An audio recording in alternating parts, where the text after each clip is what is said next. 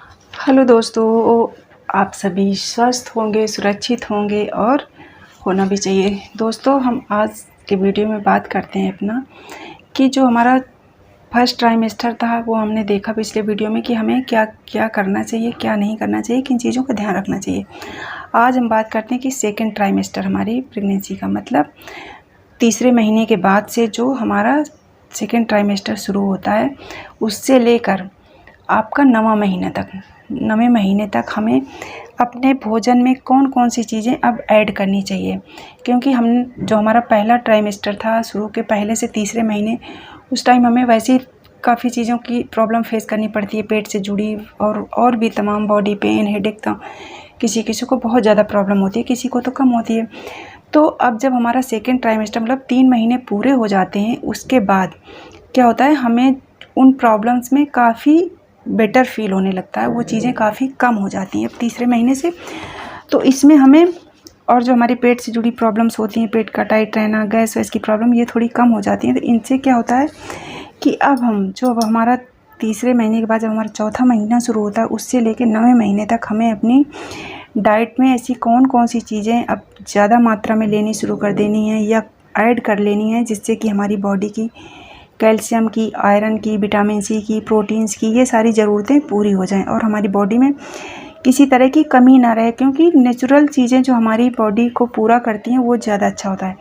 हो सकता है ये सब चीज़ें, ऐसा नहीं है कि अगर आपको कमी है तो डॉक्टर्स दवाई नहीं देते, दवाई दे देते हैं, लेकिन क्या होता है जब हम उन चीज़ों को नेचुरल चीज़ों से कवर कर लेते हैं तो हमारी बॉडी के लिए ज़्यादा फ़ायदा करता है। बाहर से दवा लेके उस टाइम तो कवर हो जाएंगे, लेकिन फिर उसका वो प्रभाव नहीं रहता जो नेचुरल चीज़ों का रहता है। खाने से हमारा कवर हो जाए, बहुत अच्छी बात है। और दोस्तों, इस टाइम जो डॉक्टर्स दवाएं देते हैं जैसे कैल्शियम की, आयरन की, वो भी आपको लेनी है, उनको आपको छोड़ना नहीं है। क्योंकि वो उनका इम्पोर्टेंस आपको डिलीवरी के बाद समझ में आएगा। क्योंकि बहुत सी चीज़ों की हमारी बॉडी में कमी हो जाती है डिलीवरी में, तो अगर हम उनको पहले से लेते रहते हैं तो जनरली कैल्शियम की कमी तो महिलाओं में वैसे ही हो जाती है, आयरन की कमी भी हो जाती है। तो ये सब चीज़ों के लिए पहले से ही दवाएं तो हम खाते हैं, तो उनको आप ज़रूर खाना। ये मत सोचना कि नहीं यार मुझे कोई दिक्कत नहीं है तो मैं ना लूँ। आप इनको खाते रहना और उसके साथ साथ अपनी डाइट में भी आपको ये सब चीज़ें शामिल करनी है। जैसे कि अब आपको मिल्क है, दही है, लस्सी है, चीज़ है, ये सब चीज़ें मतलब ज़्यादा मात्रा में आप अपने खाने में शामिल कर सकते हो।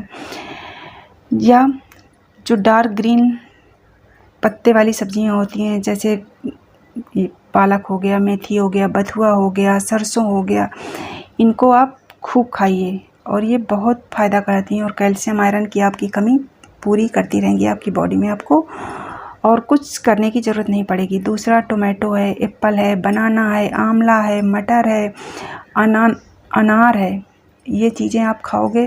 जैसे अनार भी बहुत अच्छा होता है, लेकिन ये सब जैसे अनार वगैरह आप खाओगे ना, तो इनको खाली पेट सुबह सुबह मत खाना। क्योंकि अनार का कलर तो आप जानते हो कितना डार्क रेड होता है।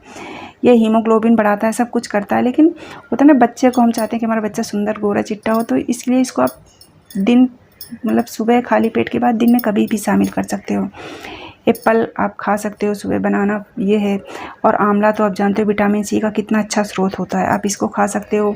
सोयाबीन भी आप शामिल कर सकते हो, बीन्स हो गई या ड्राई फ्रूट्स, ये भी आपके लिए अब बहुत हेल्दी हो जाते हैं। तो आप ड्राई फ्रूट्स हैं, मूंगफली हैं, या आप नॉनवेज खाते हो तो आप मीट भी खा सकते हो आप। और फ्रूट्स तो आपको लेने ही लेने, जैसे ब्रोकली होती है, जैसे गोभी होती है ना वैसे ही होती है, बट हमारी गोभी जो होती है सफ़ेद कलर में होती है, हल्की येलोइश, लेकिन जो ब्रोकली होती है वो ग्रीन कलर होता है, डार्क, पर उसमें विटामिन सी और प्रोटीन बहुत ज़्यादा होती है उसमें तो आप खाइए। आलू, पोटैटोज़, ये भी अच्छी होती है आपके लिए। और जैसे स्प्राउट्स आप ले सकते हो, अंकुरित मूंग, अंकुरित चने, ये सब चीज़ें आप अपने तीसरे महीने से लेके 9वें महीने तक आप जितना ज़्यादा मतलब खा सकते हो। क्या होता है, आपके खाने के साथ आप दाल सब्जी रोटी जो खाओगे उसके साथ ये हरी सब्जियां, फ्रूट्स, ये स्प्राउट्स, ये सारी चीज़ें आप खाओगे तो आपका बेबी बहुत हेल्दी होगा और आप भी हेल्दी रहोगे और आपको किसी भी तरह का कोई भी प्रॉब्लम नहीं होगी और बॉडी में किसी चीज़ की कमी भी नहीं होगी।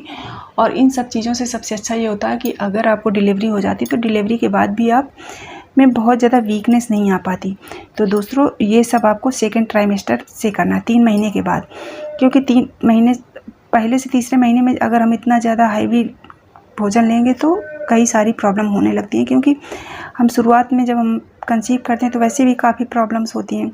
तो इसलिए इनको सेकंड ट्राइमेस्टर से आपको शुरू करना है, और आप जितना ज़्यादा मात्रा में खा सकते हैं, और कभी इकट्ठा एकदम भरपेट मत खाना कि एक बार में खा लिया आप दिन भर, क्योंकि ऐसा टाइम होता है कि आपके लिए खाना तो अच्छा होता है, हेल्दी होता है, बट दिन भर में आप थोड़ा थोड़ा हर घंटे 2 घंटे में आप ऐसे करके खाते रहें।